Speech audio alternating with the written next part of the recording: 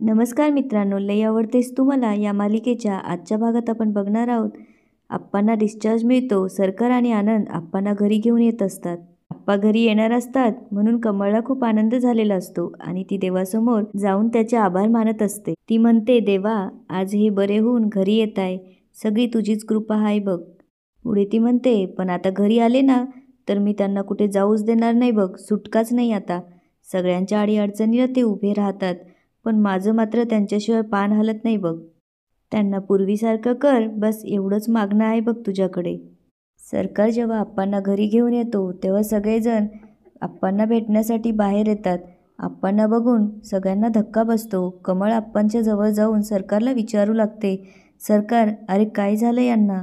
सरकार मात्र काहीच बोलत नसतो. पुढे ती आनंदला विचारू लागते, आनंद, अरे काहीतरी सांगा की काय झालंय यांना? सरकार आणि आनंद एकमेकांकडे बघतात. पुढे आनंद म्हणू लागतो, ते अक्का, तुम्हाला टेन्शन येऊ नये म्हणून आम्ही एक गोष्ट तुमच्यापासून लपवली होती. आप्पांना पॅरालिसिस झालाय. हे ऐकून परत एकदा सगळ्यांना मोठा धक्का बसतो. कमळला हे ऐकून काय बोलावं सुचत नसतं.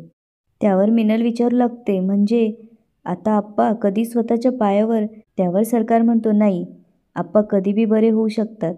डॉक्टरांनी सगळे प्रयत्न केलेले, त्यांना बी वाटलं की आप्पा बरे होतील, आणि म्हणूनच आम्ही तुम्हाला काही कळवलं नव्हतं.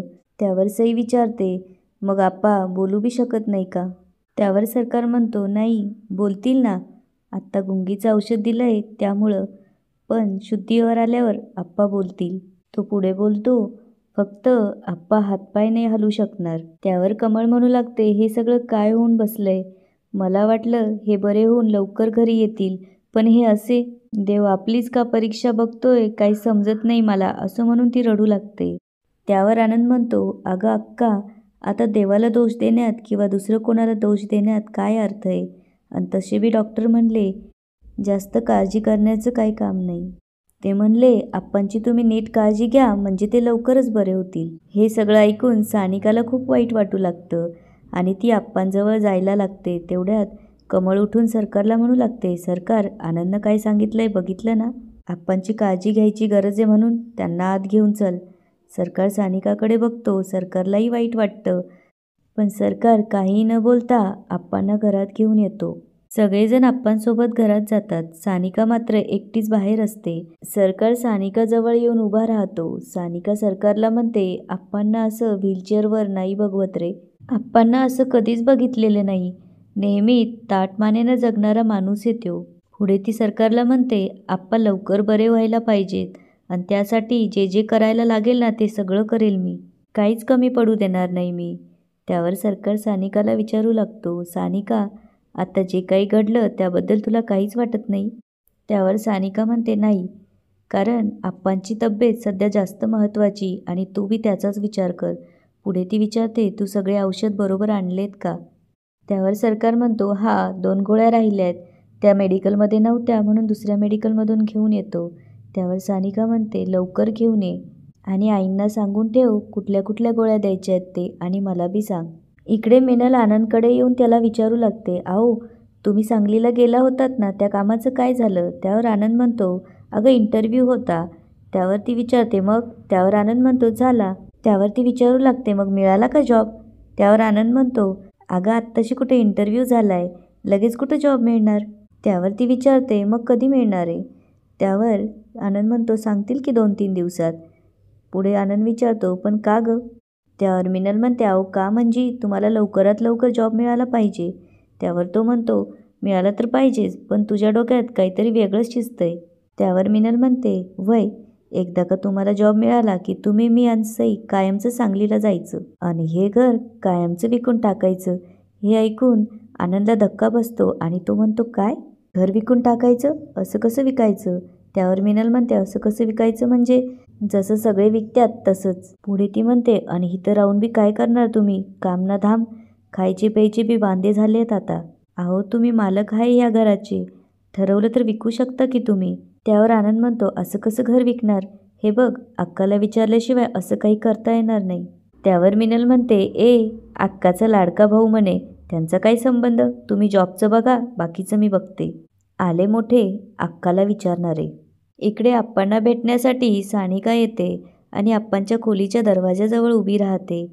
सानिका आप्पांना भेटण्यासाठी आत येणार तेवढ्यात कमळ येऊन तिचा हात पकडते. सानिका कमळला म्हणू लागते, आई, ते मी आप्पांना भेटायला आले होते. त्यावर कमळ म्हणते, तू त्यांना भेटायचं नाहीस. त्यावर सानिका म्हणते, आई, फक्त एकदाच त्यांना भेटू द्या ना प्लीज. त्यावर कमळ म्हणते, तुला एकदा सांगितलेलं कळत नाही का गं? तुझी सावलीसुद्धा त्यांच्यावर पडू देणार नाही मी तुला हकलून देण्याच्या आत चालती हो इथून. तेवढ्यात सरकार तिथं येतो आणि कमळला म्हणू लागतो, आई, काय चाललंय हे सगळं? त्यावर कमळ म्हणते, मी जे काही करते ना ते बरोबरच करते. तुला मध्ये बोलायची काही बी गरज नाहीये. त्यावर सरकार म्हणतो, तू मध्ये बोलण्यासाठी भाग पाडतेस आई मला. पुढे तो म्हणतो, आप्पांनाच भेटायला चालली होती ना ती, आता काय आहे तिची चूक? त्यावर कमळ म्हणते, तिची सावलीसुद्धा मला त्यांच्यावर पडलेली नकोय. आधी माझं पोरगं तोडलं आणि आता नवरा तोडायला निघालीये. त्यावर सरकार म्हणतो, अगं आई, काय बोलतीये तुझं तुला तरी कळतंय का? अगं तिनं रक्त दिलं म्हणून आप्पा वाचले आपले. त्यावर कमळ म्हणते, अरे वाचले कसले? हिच्यामुळंच त्यांची अशी गत झालीये. पुढे ती म्हणू लागते, असा धडधाकट माणूस असा आज खुर्चीला खिळून बसलाय. हिचं रक्त दूषित आहे ना, म्हणूनच हे सगळं झालंय. त्यावर सरकार म्हणतो, काही लोकांचा डोक्यातला राग इतका वाढत जातो ना, तर त्यांना खरं काय आणि खोटं काय यातला फरकच कळत नाही. समोर खरं काय हे दिसत असून बी त्याच्यावर विश्वास ठेवायला तयार नसतात ते. तुझी गत तशीच झाली आई. पुढे तो म्हणतो, अगं, हिच्यामुळं तुझं सौभाग्य वाचलंय. आप्पा हिथं आपल्या डोळ्यासमोर आहे, त्याचं कारण फक्त सानिका आहे. आणि तू तिला दोष देतेयस वय? काय तर म्हणे तिचं रक्त दूषित आहे. तुझ्या म्हणण्याने आणि नाही म्हणण्यानं काहीच फरक पडणार नाही. आप्पा लवकरच बरे होऊन त्यांच्या पायावर उभे राहणार आहे ना, असा विश्वास माझ्यापेक्षा तिला जास्त आहे. आपल्या घरात आल्याच्या दिवसापासनं हिनं आपल्या सगळ्या कुटुंबाला स्वतःचं कुटुंब मानलंय आई, आणि तू तिला असं बोलतेस? अगं, सासू दुसरी आईच असते ना. तिला तिच्या आईशी भेटता येत नाही, बोलता येत नाही, म्हणून ती तुझ्यातच तिची आई शोधणार ना गं.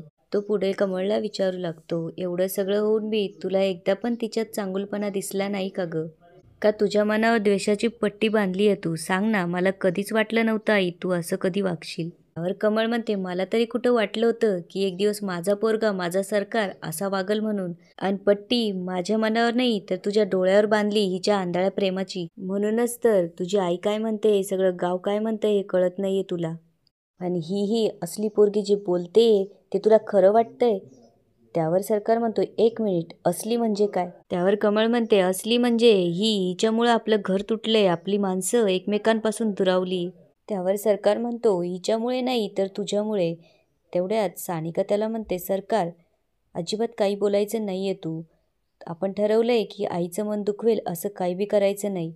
आणि सानिका हात जोडून कमळला म्हणू लागते, आई, चुकलं माझं. माझ्यामुळे जर आई आणि मुलामध्ये असं भांडण होत असेल तर ते नाही चालणार मला. आणि तुम्हाला चुकीचं वाटेल असं मी यापुढे कधीच नाही वागणार. असं बोलून सानिका तिथून निघून जाते. सरकारला राग येतो आणि तो पुन्हा एकदा घर सोडून जाण्याचा विचार करत असतो. त्यावर सानिका त्याची समजूत घालू लागते. सरकार म्हणतो, आता काय करावं हेच मला समजत नाही. त्यावर सानिका म्हणते, पहिले तर रागावर कंट्रोल करायला शिक, कारण राग लई घातक असतो. जेव्हा जेव्हा राग येईल तेव्हा तेव्हा एक दीर्घ श्वास घ्यायचा आणि श्वासावर लक्ष केंद्रित करायचं. जेव्हा आपण श्वासावर लक्ष केंद्रित करतो तेव्हा आपला राग आपोआपच कमी व्हायला लागतो. आणि पुढे सानिका म्हणू लागते, या सगळ्या गोष्टींना ना तूच जबाबदार आहे फक्त, कारण तू साखर गावात आला नसता तर मी तुझ्या प्रेमात पडले नसते, सर्वेशचा खून झाला नसता आणि माझे वडीलही जेलात गेले नसते. ह्या सगळ्यांना ना तू जबाबदार आहेस आणि तू ना आयुष्यभर तुझ्या आईच्या ताटाखालचं मांजर होऊन राहणार आहेस. हे ऐकून सरकार चिडतो. त्यावर सानिका त्याला दीर्घ श्वास घ्यायला सांगते आणि हळूहळू सरकारचा राग कमी होतो. याच ठिकाणी आजचा एपिसोड संपतो. आता पुढे काय होणार ते बघूया उद्याच्या एपिसोडमध्ये. धन्यवाद.